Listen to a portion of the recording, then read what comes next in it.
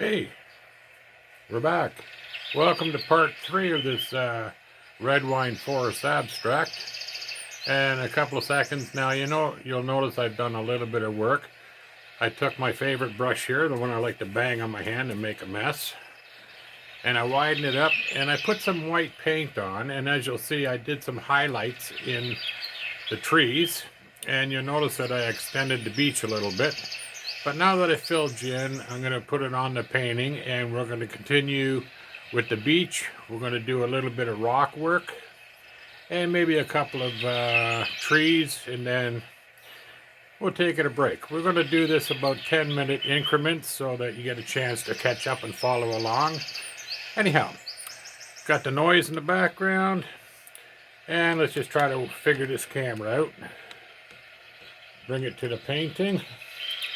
Alright, so what I'm going to do is I'm going to take this brush here, and I'm just going to dip it back into my palette, which the first thing I'll need to do is to wet my palette. So, all I'm going to do is I'm just going to spritz the palette, just to get some of that paint wet again.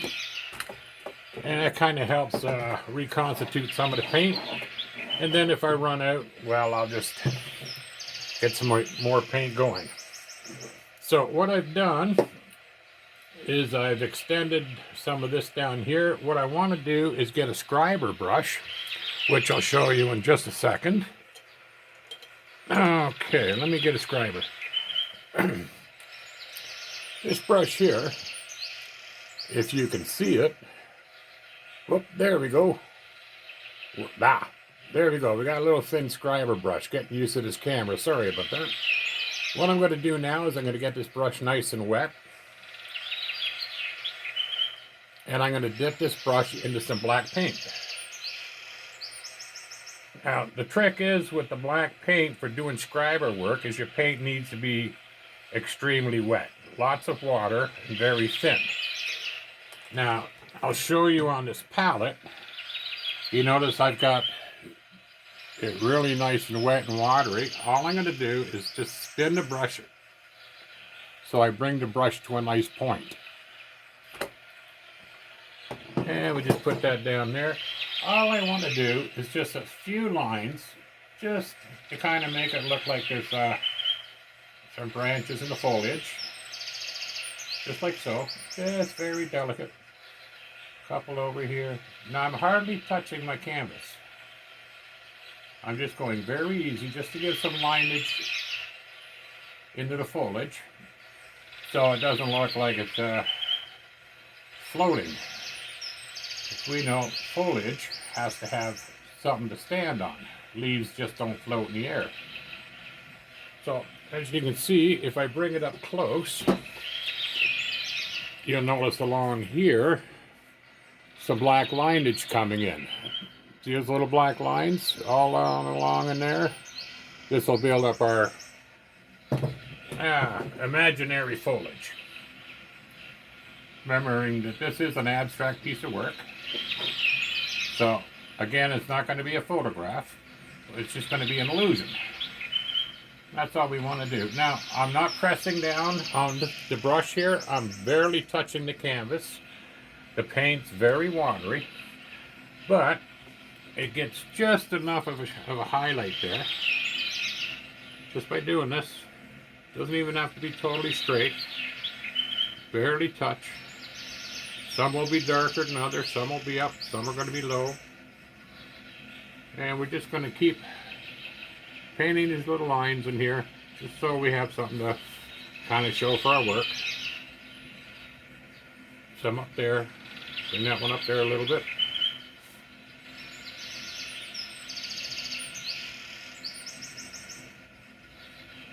Now, as you can see in the painting, now it looks like there's a base to that foliage.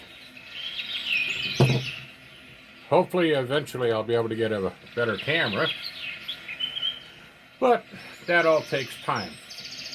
Now, maybe along the beach, we're going to have some rocks.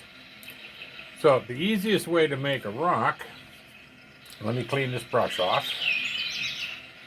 It's kind of a two-step process.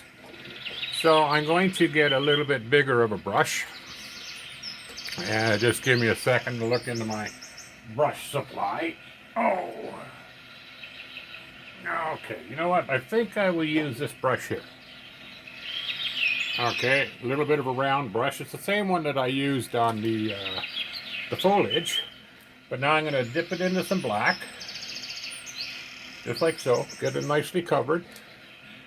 And the thing about a rock is, if you watch what I'm doing here, I'm just going to build one rock now. I'm going to come up and build a circle. Just like so. Bring it so it's kind of flat on the ground. Using lots of paint. Cover up in there. But now we have a black dot. Now what we want to do is we want to go into the red. Mix up a little bit of red with the black. Just like so. And we'll start at the top. And we'll just work our way in. Need that to be a little bit brighter. I want to show some highlight to that rock. So we just come across like so. And all of a sudden, we have a rock with a little bit of dimension.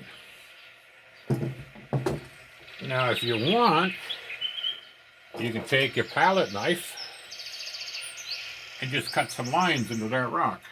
Just like so.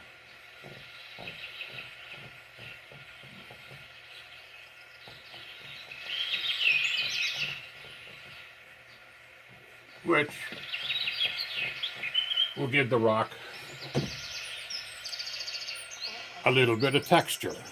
There's our first rock. So, get that laid up there. I'm going to pause this for a second and do some more rock. Now, if you look, I've got some rocks built up. Now the trick when you're doing a rock is when you do your first little hump, you want the black to stay nice and wet. And then you take your secondary cover, you start from the top, and you just work yourself down to give it some texture. So now you can see that the light's shining in this way here and hitting rocks on this side. And these are the rock parts that are in shadow. So there you go, we got a few rocks on the beach. Never seen a perfectly sandy beach because I can't afford to go south anywhere where you might find that. Most of the beaches I'm going to go to are going to be somewhere in Ontario, and you're apt to find rocks like that. But it kind of makes it interesting, and it adds color to the painting. So, on that point, what we got to think about now is washing the brush a little bit. And I said we had shadow. So now that this brush is basically almost clean, we're still going to use this brush. Whoop, there we go. That's my round brush. And I'm just going to go into a little bit of red and black mixed. Just like so. Take a whole bunch of that red. Going to mix this in. And you'll notice I have going on the board in a second. Okay, will just be a little bit of shadow. I think I will lighten that up just a little bit. Put a bit of white into the mixture. Kind of come up with a reddish gray, as you'll see in a second.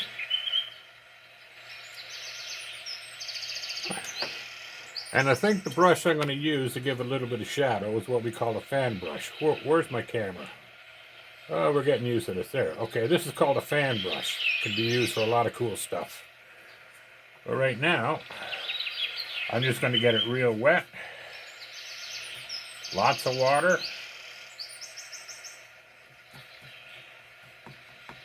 Get the brush soaked. And my shadow is going to be more or less in here, where this rock is. So I want to bring in a little bit of that color there. She's going to end about there. I'll go back in. I'll put a little bit of shadow up here. where that rock is, and a little bit of shadowing in here, like so. Maybe just make that a little bit more pronounced, just like that. Bring that down here, and we'll just get more of this in here. Kind of bring that in like so, just so you can see a little bit of a difference in there.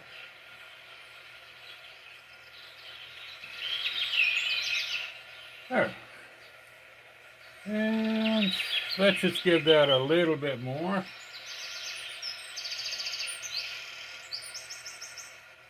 Just because we can. Want to get some of that shadow in there. And so far, we're coming up with a little bit of a painting there. You can see there's some shadow going on. And we got some of that